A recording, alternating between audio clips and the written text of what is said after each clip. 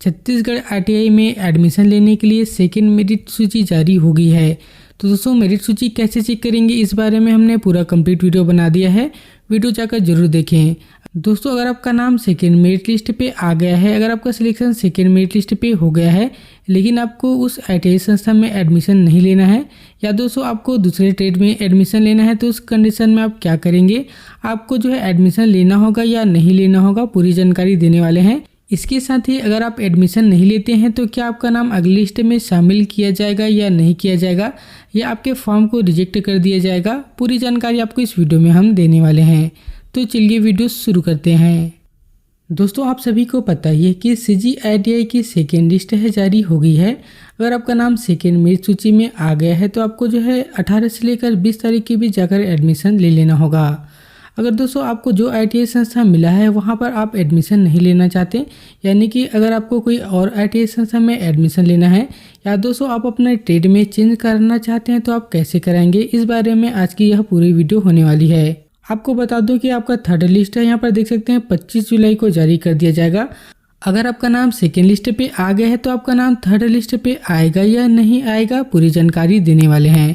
तो दोस्तों ये सभी जानकारी प्राप्त करने के लिए सबसे पहले आपको आईटीआई की जो मैनुअल है यानी कि एडमिशन के संबंध में यह नोटिफिकेशन जारी किया गया है, इसे आपको डाउनलोड कर लेना होगा। यहाँ पर आपको पूरी जानकारी मिल जाएगी। जैसे दोस्तों आप इस नोटिफिकेशन के चौथे पेज पर आएंगे तो यहाँ पर आपको जो है सेकंड नंबर पर महत्वपूर्ण निर्देश देखने को मिल जाएगी। ये सारे निर्देश दिए गए हैं, इसे आप पढ़ लेंगे तो आपको पूरी जानकारी मिल जाएगी। चलिए सभी टॉपिक पर हम यहाँ पर बात कर लेते हैं। अब यहाँ पर पहले नंबर पर बताया गया है कि आवेदक अपनी आवश्यकता उपयोगिता के आधार पर ही प्राथमिकता क्रम में व्यवसायों का जो चयन के लिए विकल्प का चिन्हित करेंगे। आवेदक द्वारा दी गई प्राथमिकता विकल्प के अनुसार ही उसके चयन की पात्रता होगी, यानी कि जब आप आवेदन करेंगे उस समय आप जो भी प्रेफरेंस क्रम देंगे उसी प्रेफरेंस क्रम के अनुसार ही आपको सीट अलॉट किया जाता है। सबसे पहले आपका मेरिट लिस्ट निकाला जाता है। अगर आपका नाम उस जो है प्राथमिकता क्रम में कौन से क्रम में आता है उसी आईटीआई संस्था को आपको अलॉट कर दिया जाता है। अब यहाँ पर सेकेंड नंबर पर बताया गया है कि आवेदक को संस्था या व्यवसाय का चयन करने के लिए अधिकतम 30 विकल्प होंगे, जो एनसीवीटी और एससीवीटी दोनों को मिलाकर आप यहाँ पर जो है 30 विकल्प यानी 30 जो है आपको जो है प्रेफरेंस आप सेलेक्ट कर सकते हैं। अब दोस्तों यहाँ पर आगे बताया गया है कि आवेदकों को प्रथम विकल्प के आधार पर व्यवसाय आवंटित किए जाने की स्थिति में पश्चातवर्ती प्रवेश प्रक्रिया के लिए उनके अन्य किसी विकल्पों पर विचार नहीं किया जाएगा। दोस्तों इसमें यही बताया गया है कि अगर मेरिट लिस्ट पे अगर आपका नाम आ जाता है यानी कि आपको जो है आईटीआई अलॉट हो जाती है, अगर आपको पहले नंबर का प्राथमिकता क्रम मिला हुआ है तो उस कंडीशन में आपको वहाँ पर एडमिशन लेना जरूरी है, क्योंकि पहले नंबर के प्राथमिकता क्रम में अगर आप एडमिशन नहीं लेते हैं तो आपका नाम अगले लिस्ट पे शामिल नहीं किया जाएगा। इसलिए दोस्तों सेकेंड मेरिट लिस्ट में अगर आपको पहले नंबर की प्राथमिकता क्रम वाला जो आईटीआई मिला होगा तो वहाँ पर आपको एडमिशन ले लेना है, क्योंकि अगर आप वहाँ पर एडमिशन नहीं लेंगे तो आपको अगले जो लिस्ट में शामिल नहीं किया जाएगा, आपको बाहर कर दिया जाएगा। अब यहाँ पर आगे बताया गया है कि आवेदकों द्वारा भरे गए विकल्प के आधार पर आवंटित व्यवसाय संस्था में प्रवेश नहीं लिए जाने की स्थिति में उनके इस आवंटन विकल्प पर दोबारा विचार नहीं किया जाएगा। उनके द्वारा भरे गए अन्य उच्चतर विकल्पों के लिए रिक्त स्थानों के आधार पर सीट आवंटित की जाएगी। यानी कि अगर आपने कोई भी विकल्प दिया होगा, अगर आपको उस विकल्प में से कोई एक जो है आईटीआई संस्था अलॉट हो गया है, अगर आप वहां पर एडमिशन नहीं लेते हैं तो आपको दोबारा उसी आईटीआई संस्था को अलॉट नहीं किया जाएगा।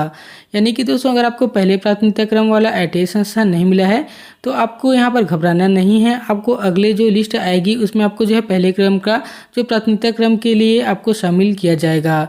लेकिन दोस्तों आपको जो है दोबारा उसी जो है आईटीआई संस्था नहीं मिलेगी। जैसे कि आपने 5 प्रेफरेंस क्रम सेलेक्ट किया होगा, अगर आपको चौथे क्रम का जो है आईटीआई संस्था मिला होगा लेकिन आप वहां पर एडमिशन नहीं लेना चाहते, अगर आपको सेकंड या फर्स्ट नंबर का आईटीआई संस्था चाहिए, उस कंडीशन में दोस्तों आपको एडमिशन नहीं लेना है। जो अगली लिस्ट जारी होगी उसमें आपको तीसरा, दूसरा और पहले नंबर के प्राथमिकता क्रम को यहाँ पर जो विचार किया जाएगा। अगर आपका वहाँ पर रैंक आ जाता है तो आपको वो सीट अलॉट कर दी जाएगी। अब यहाँ पर आगे बताया गया कि प्रथम विकल्प प्राप्त न होने की स्थिति में आवेदक को अधिकतम 2 बार अवसर दिए जाएंगे। दोस्तों इसमें यही बताया गया है कि अगर आपको जो है पहले प्राथमिकता क्रम वाला ITI संस्था अलॉट नहीं हुआ है तो यहाँ पर आपको जो है 2 बार अवसर दिया जाएगा। तो देख सकते हैं अगर आपको जो पहले प्रेफरेंस वाला जो है ITI संस्था अलॉट नहीं हुआ है तो आपको यहाँ पर 2 अवसर दिए जाएंगे। दोनों अवसर पे आपको जो सीट अलॉट हो जाता है तो आपको सेकंड वाले अवसर पर आपको एडमिशन ले लेना है, क्योंकि आपको यहाँ पर केवल 2 ही अवसर दिए जाते हैं। अब यहाँ पर लास्ट में बताया गया है कि 2 चयन सूचियों में व्यवसाय आवंटित होने के पश्चात भी प्रवेश नहीं लिए जाने की स्थिति में आवेदक जो है पश्चातवर्ती प्रवेश प्रक्रिया के लिए पात्र नहीं होंगे। उनके द्वारा पुनः अवसर मिलने पर नवीन रजिस्ट्रेशन किए जाने पर ही चयन हेतु पात्र होंगे। अगर दोस्तों आपको 2 मेरिट लिस्ट पे अगर आपका नाम आ जाता है, अगर आप दोनों मेरिट लिस्ट पे एडमिशन नहीं लेते हैं तो आपको दोबारा यहाँ पर 3rd मेरिट लिस्ट में शामिल नहीं किया जाएगा, आपको स्वतः ही चयन लिस्ट से बाहर कर दिया जाएगा। इसके बाद दोस्तों आपको दोबारा जब रजिस्ट्रेशन शुरू होगा तब आपको नया रजिस्ट्रेशन फॉर्म भरना पड़ेगा, तभी आपका जो है लिस्ट पे नाम आ पाएगी। यानी कि दोस्तों अगर आपका नाम दोनों मेरिट लिस्ट पे आ गया है, अगर आपने फर्स्ट लिस्ट पे एडमिशन नहीं लिया है तो यहाँ पर आपको सेकंड मेरिट लिस्ट पे जो भी ITI संस्था मिला होगा वहाँ पर आपको एडमिशन ले लेना है, क्योंकि अगर आप सेकंड मेरिट लिस्ट पे भी एडमिशन नहीं लेंगे तो आपको दोबारा मौका नहीं मिलेगा, आपको यहाँ पर जो है काउंसलिंग की प्रक्रिया से बाहर कर दिया जाएगा। इसलिए यहाँ पर आपको केवल 2 ही अवसर दिए जाते हैं, तो आपको सेकंड अवसर में एडमिशन जरूर लेना है। वहीं दोस्तों अगर आपका नाम केवल एक ही सूची में आया है, यानी कि सेकंड लिस्ट पे आया है, फर्स्ट लिस्ट पे अगर आपका नाम नहीं आया था तो आपको यहाँ पर ट्रेड चेंज कराना होगा या संस्था चेंज कराना होगा, तो आपको 3rd लिस्ट का वेट कर सकते हैं, क्योंकि सभी कैंडिडेट को यहाँ पर जो है 2 बार अवसर दिए जाते हैं, 2 बार आपका नाम यहाँ पर शामिल किया जाता है। लेकिन अगर आपका नाम पहले प्रेफरेंस पर मिल जाता है तो आपको केवल एक ही अवसर दिया जाता है, आपको दोबारा अवसर नहीं दिया जाता। दोस्तों आप यहाँ पर देख सकते हैं इस प्रकार से ITI में सीट आवंटन करने के यहाँ पर पूरे नियम बताए गए हैं। इसी के अनुसार आपको यहाँ पर सीट का आवंटन किया जाता है।